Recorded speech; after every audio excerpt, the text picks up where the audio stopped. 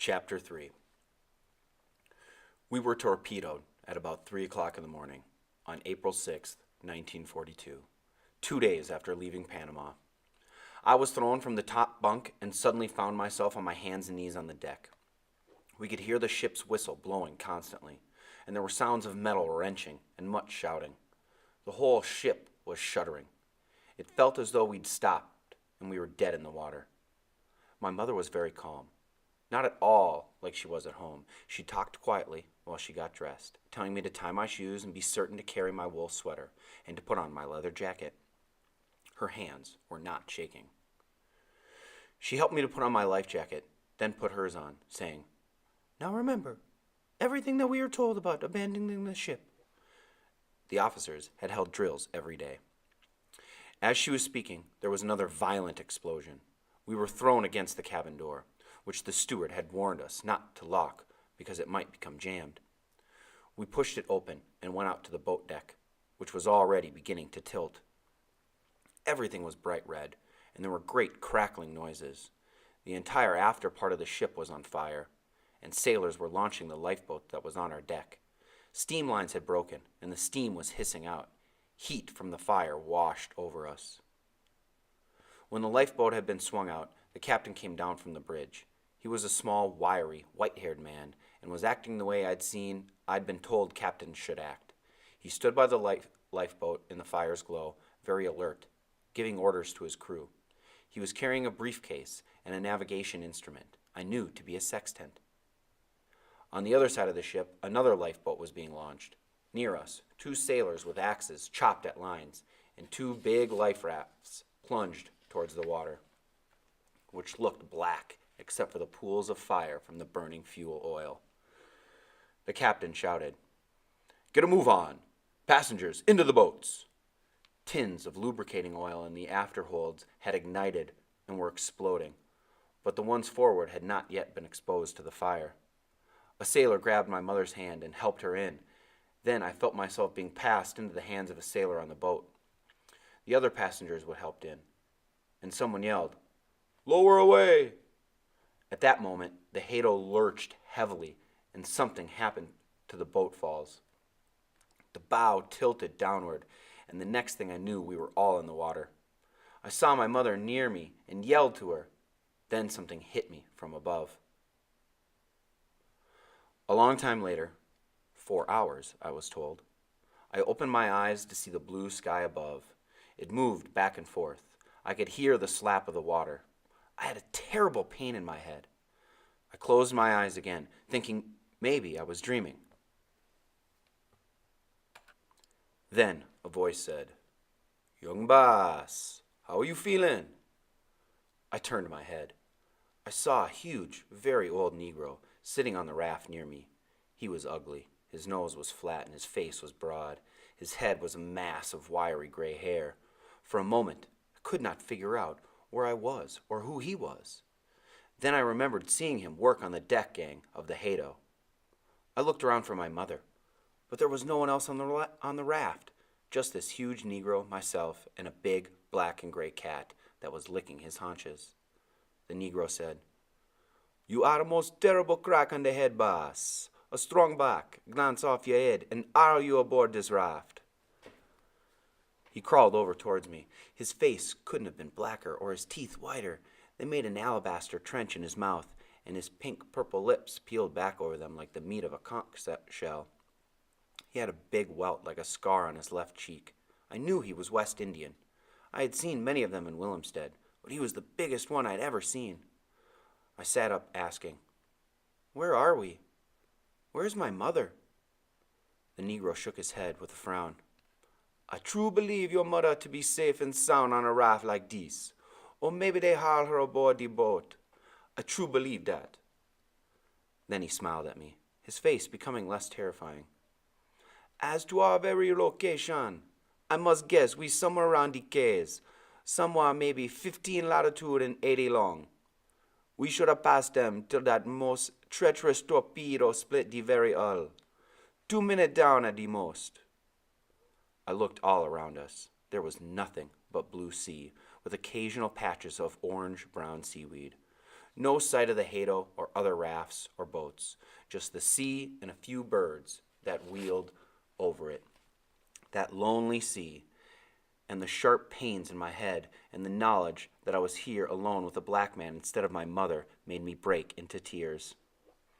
Finally, the black man said, looking at me from bloodshot eyes, "Now, young boss, I most feel like that my own self. Timothy, but 'twould be of no particular use to do that, eh?"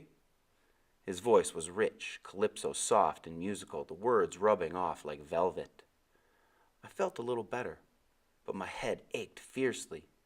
He nodded towards the cat. "This is Stu, the cook's cat. He climbed on the raft, and I had no heart to throw him off." Stu was still busy licking. "He got oil all over himself from the water." I looked closer at the black man. He was extremely old, yet he seemed powerful. Muscles rippled over the ebony of his arms and around his shoulders. His chest was thick and his neck was the size of a small tree trunk. I looked at his hands and feet. The skin was alligatored and cracked, tough from age and walking barefoot on the hot decks of schooners and freighters. He saw me examining him, and he said gently, "Put your head back down, young boss, and rest a while longer. Do not look direct at the sun. 'Tis too powerful."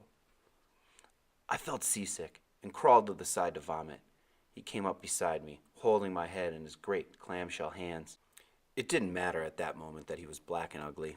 He murmured, "This be good, this be good." When it was over, he helped me back to the center of the raft, saying, "'Tis most natural of you for you to do this. 'Tis the shock of having all this most terrible thing happen." I then watched as he used his powerful arms and hands to rip up boards from the outside edges of the raft. He pounded them back together on cleats, forming 2 triangles. Then he jammed the bases into slots between the raft boards. He stripped off his shirt and pants, then demanded mine.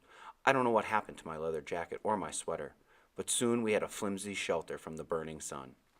Crawling under it to sprawl beside me, he said, "We have rare good luck, young boss. The water keg in this not bust when the raft was launched, and we have a few biscuits, some chocolate, and the matches in the tin is dry. So we have rare good luck." He grinned at me then. I was thinking that our luck wasn't so good. I was thinking about my mother on another boat or raft, not knowing I was all right. I was thinking about my father back in Willemstad. It was terrible not to be able to tell him where I was. He'd have boats and planes out within hours. I guess the big Negro saw the look on my face. He said, "Do not be despair, young boss. Someone will find us. Many schooner go this way, and this also be the ship track to the Jamaica and on."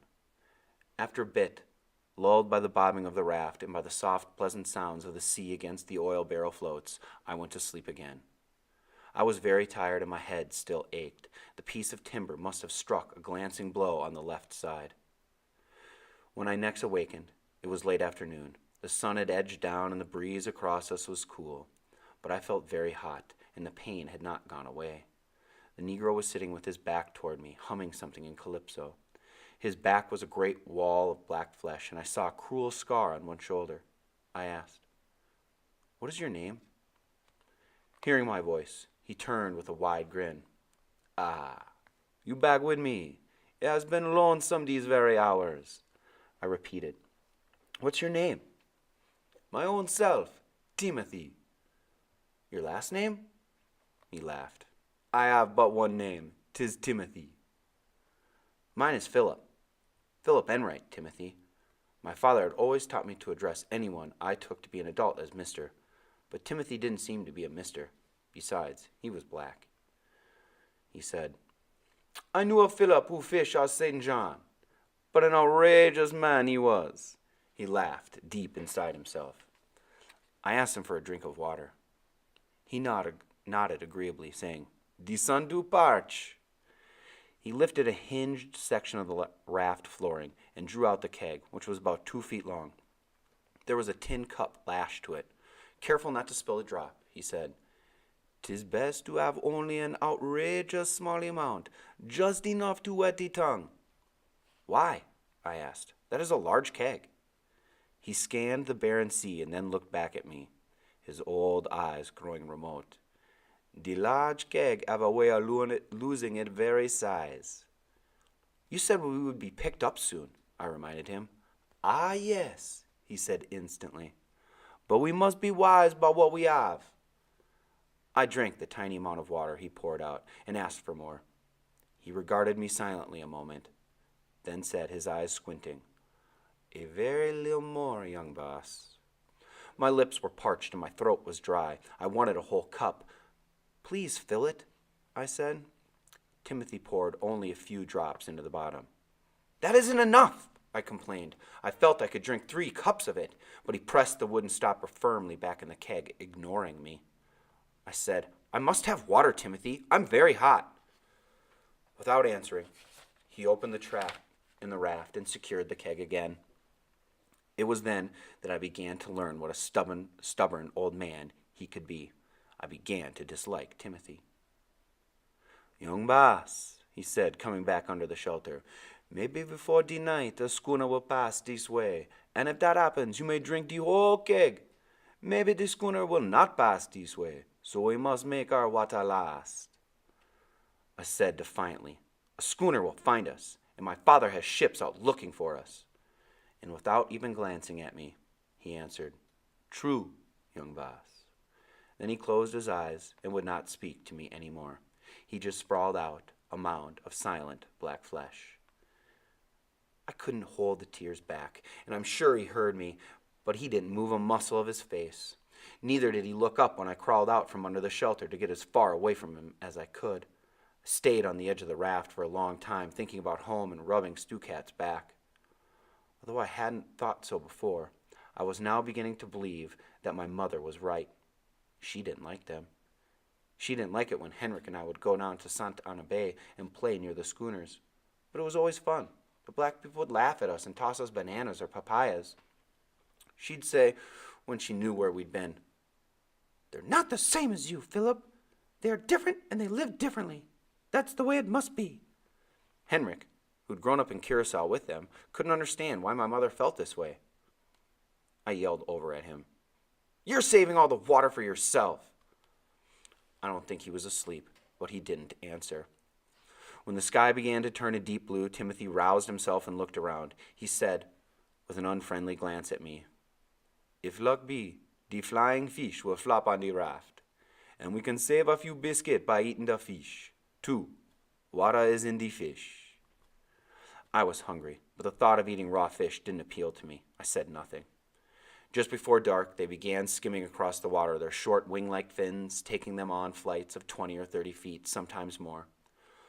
A large one shot out of the water, skimmed towards us, then slammed onto the raft flooring. Timothy grabbed it, shouting happily. He wrapped its head with the knife handle and tossed it beneath the shelter. Soon another came aboard, not so large. Timothy grabbed it too. Before total darkness, he had skinned them, deftly cutting the meat from their sides. He handed me the 2 largest pieces. "Eat them," he ordered. I shook my head. He looked at me in the fading light and said softly, "We will have no other food tonight. You best eat them, young boss." With that, he pressed a piece of the fish against his teeth, sucking at it noisily. Yes, they were different. They ate raw fish. I turned away from him. Over on my stomach, I thought about Curacao, warm and safe, about our gabled house in Charlevoix, about my father. Suddenly, I blamed my mother because I was on a raft with a stubborn old black man. It was all her fault. She wanted to leave the island. I blurted out, "I wouldn't even be here with you if it wasn't for my mother." I knew Timothy was staring at me through the darkness when he said, "She started this terrible war, young boss, eh?" He was a shadowy shape across the raft.